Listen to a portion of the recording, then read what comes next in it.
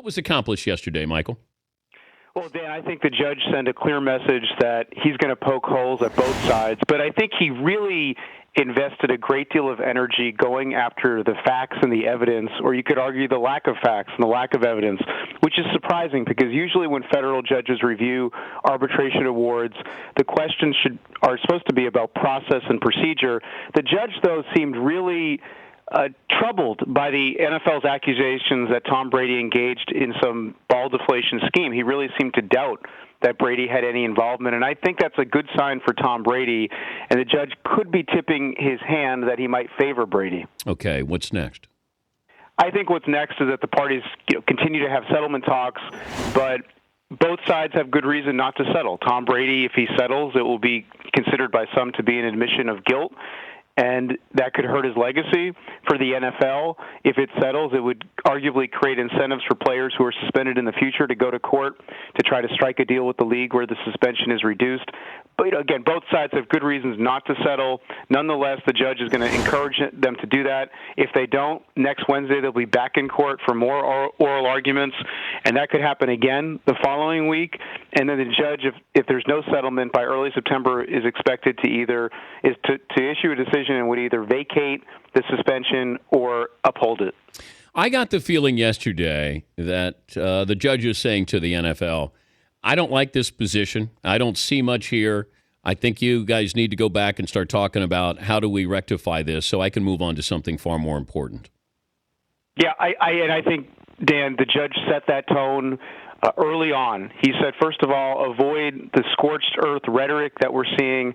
And then when the NFL wanted Brady's transcript to be confidential, the judge said, look, you're in court. This isn't a private arbitration. This isn't mediation. Don't come to a public forum and expect it to be private. And he turned everything over to the public. So, yeah, I think the judge is saying, look, this is really not the right outcome. That the NFL's case against Tom Brady has some serious flaws.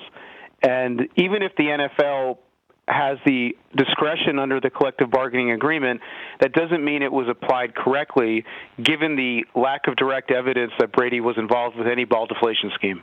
All right, this could end up being a lose-lose. How does this become a win-win for the NFL and Brady? I think, Dan, if they reach a settlement where Tom, and I think Jeffrey Kessler yesterday saying, oh, yeah, Tom could have acted differently with Ted Wells. To me, that was a crucial moment because Kessler's opening the door, right? So yep. Kessler's saying, you know what? My client isn't faultless here. Let's strike a deal where Brady says, I could have been more cooperative.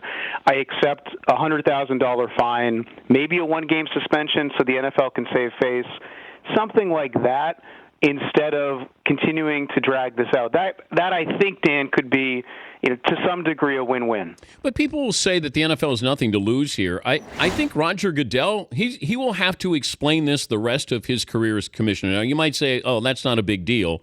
This is a league that is built on the shield and the image of the shield. This one's different than under-punishing Ray Rice and then over-punishing Ray Rice and not seeing the video. This one seems a little bit sloppier. What do you think? Yeah, no, I agree, Dan. And it's really a question of judgment. If you're going to go after the league's most marketable player, you better have evidence that he did it.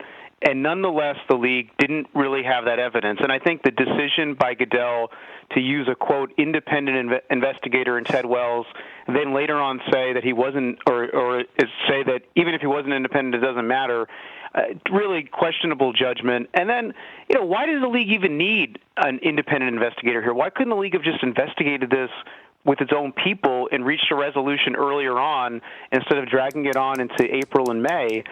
I think you're right, Dan. This really comes down to judgment. And they did use somebody, Michael. I mean, Ted Wells is not independent. I mean, they keep saying he's independent. First of all, you don't even have to have an independent person looking at this. But Ted Wells was working for the league. They commissioned him to do this. So, I mean, the whole independent thing sounds silly.